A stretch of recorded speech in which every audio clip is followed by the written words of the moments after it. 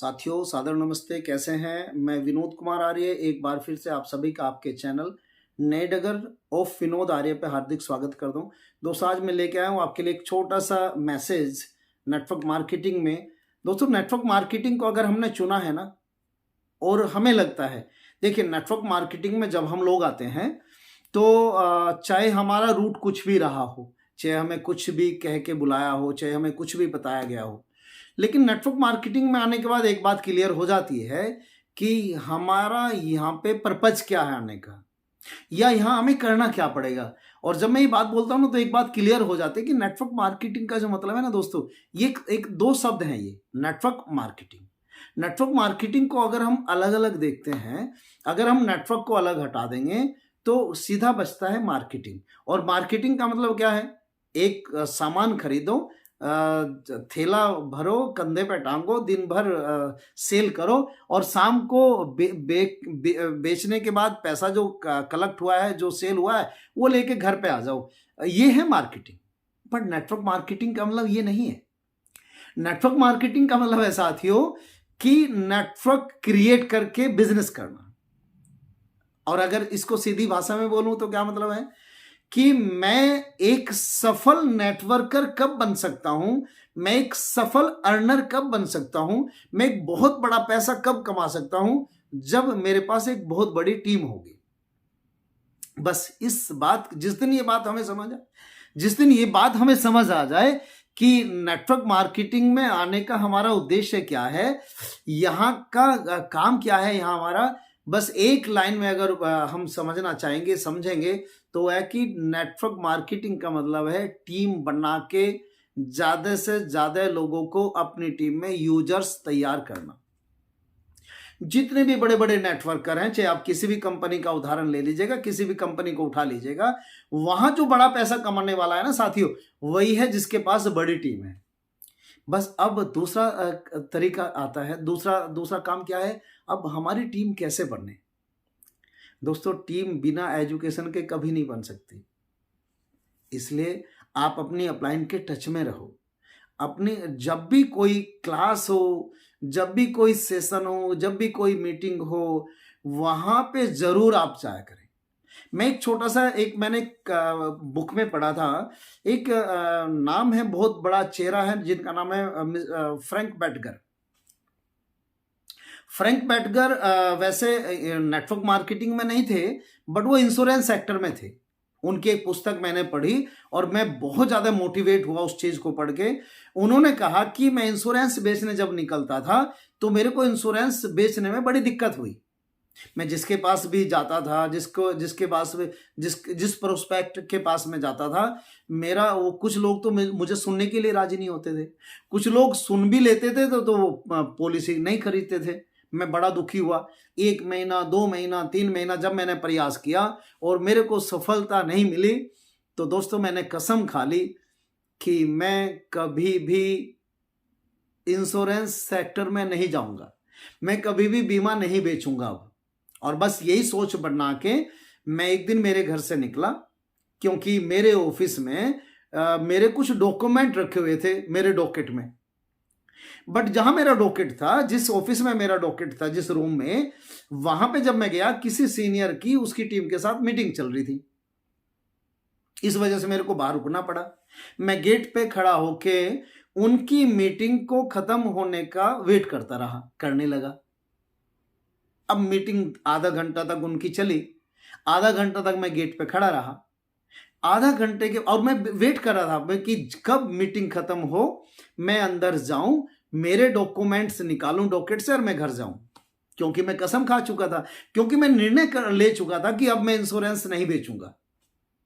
लेकिन दोस्तों जब मैं गेट पे खड़ा था, जब मैंने उन सीनियर की ना चाहते हुए मीटिंग अटेंड की, तो एक बात मेरे दिमाग में बैठी दोबारा से कि यार एक बार और प्रयास करता हूं। मैं वहीं से वापस मुड़ा, मैं मेरे घर आया, मेरे घर से मैंने बैग उठाया और मैं फिर प्रोस्पेक्ट के लिए गया एक कंपनी में। और उस कंपनी के मैनेजर, जिसके साथ मेरा बहुत अच्छा संबंध था, जो मेरे को अच्छे से जानता था, ये कौन बता रहा? फ्रैंक बैटगर। मैं उस कंपनी में गया, मैं रिसेप्शन पे जाके बताया कि मैं फला इंसान से मिलना चाहता हूं। मेरे को रिसेप्शन पे बोला गया कि नहीं अभी सर मीटिंग में है और 2 घंटे की मीटिंग है उनकी, 2 घंटा के बाद आप आइएगा, और अगर आप यहाँ पे वेट करना चाहते हो तो यहाँ वेट कर लीजिएगा।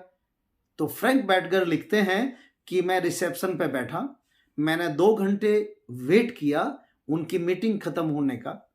उसके बाद मैं फिर रिसेप्शनिस्ट से पूछा कि क्या अभी टाइम मिल जाएगा, एक बार बात कर लीजिएगा। तो फिर मेरे को बोला गया कि नहीं मीटिंग थोड़ी लंबी खिंच गई है, मीटिंग थोड़ी लंबी खिंच गई और अब उनको 1 घंटा और लगेगा। साथियों मैं भूखा था, मैं प्यासा था, बट व्याकुलता थी उनसे मिलने की, क्योंकि मेरे अंदर हिलोरे मार रही थी वो एजुकेशन जो ना चाहते हुए भी गेट पे खड़े होकर मैंने ली थी।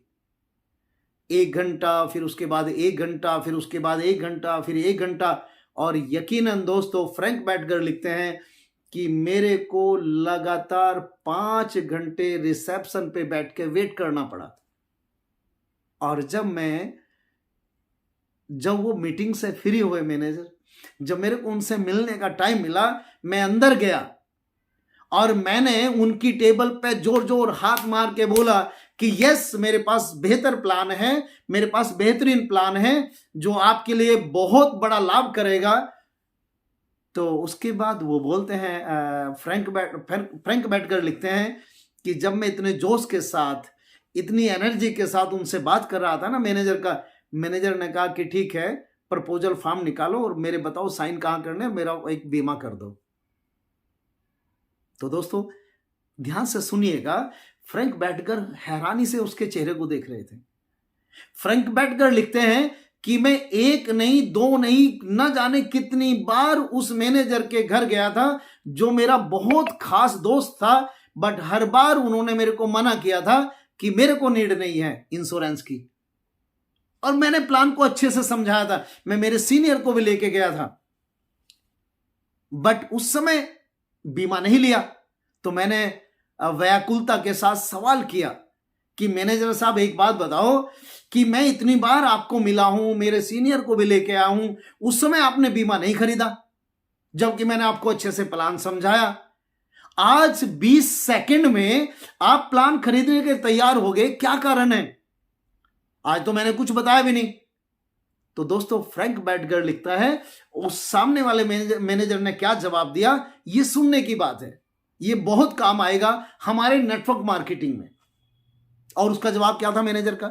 मैनेजर ने कहा कि हाँ फ्रैंक बैटगर भाई, आज भी मेरे को कुछ नहीं पता कि तुम्हारा प्लान क्या है, आज भी मेरे को नहीं पता कि आपके प्लान के फीचर्स क्या हैं, बट आपका जोश मेरे को अंदर तक छू गया है।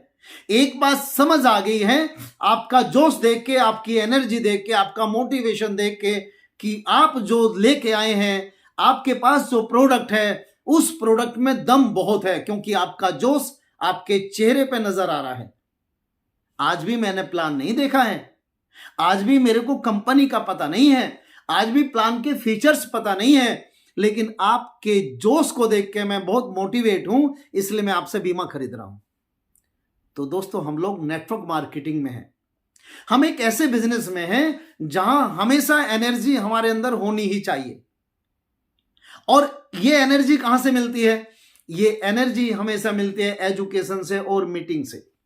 इसलिए दोस्तों मैं आपको कहना चाहता हूं, अगर आप नेटवर्क मार्केटिंग को एज ए कैरियर लेना चाहते हैं, अगर आप नेटवर्क मार्केटिंग में बहुत बड़े आयाम हासिल करना चाहते हैं, बहुत बड़ा मुकाम हासिल करना चाहते हैं, तो एक चीज का हमेशा ध्यान रखने की जरूरत है, और वो है class education. Education education education.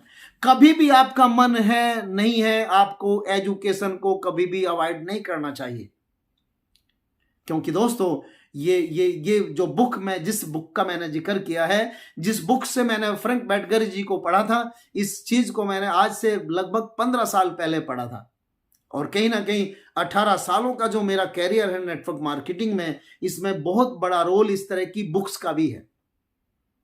मैं हमेशा बहुत सारी मोटिवेशनल बुक्स को पढ़ता हूं जो मेरे को जिंदा रखती है, मेरे जोश को जिंदा रखती है, जो मेरे जोश को जिंदा रखती है, और मेरा जोश ही मेरे चेक में कन्वर्ट होता है, मेरा जोश ही मेरी टीम में कन्वर्ट होता है। इसलिए अगर आप नेटवर्क मार्केटिंग में रुकना चाहते हैं, बहुत बड़ा नाम और पैसा कमाना चाहते हैं, शोहरत कमाना चाहते हैं, तो एजुकेशन का पार्ट बनिए। एजुकेशन दीजिएगा आगे, जब आपके पास टीम होती है एजुकेशन दीजिएगा उनको, तो आप पाएंगे कब आपके पास बड़े लेवल आ गए हैं, कब आपके पास बड़ा नेटवर्क खड़ा हो गया है और कब आपके पास बड़े बड़े इंसेंटिव आने लगे, आपको पता भी नहीं चलेगा। तो दोस्तों बस यही बात आपसे करनी थी। अच्छा लगता है आप लोगों से मिलकर, आपसे आप जब मेरे चैनल को सब्सक्राइब करते हैं, मेरी वीडियोज को देखते हैं, अच्छा लगता है मेरे को भी, और मन करता है कि आपको अच्छे से अच्छी वीडियो प्रोवाइड कराऊं। तो दोस्तों बस आज की वीडियो में यही मेरे को मुझे आपको बताना था। आप लगातार अपने चैनल के साथ बने रहिएगा।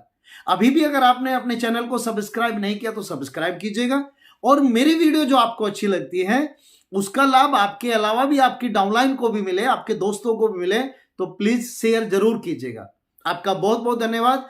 आपका ये प्यार ऐसे ही बना रहे, मैं उम्मीद करता हूं, और धन्यवाद करता हूं आप लोगों को कि आप इतना प्यार देते हैं। बहुत बहुत धन्यवाद आपको, बहुत बहुत धन्यवाद। बहुत जल्दी एक अच्छी वीडियो के साथ फिर आपसे मिलूंगा। बहुत बहुत धन्यवाद।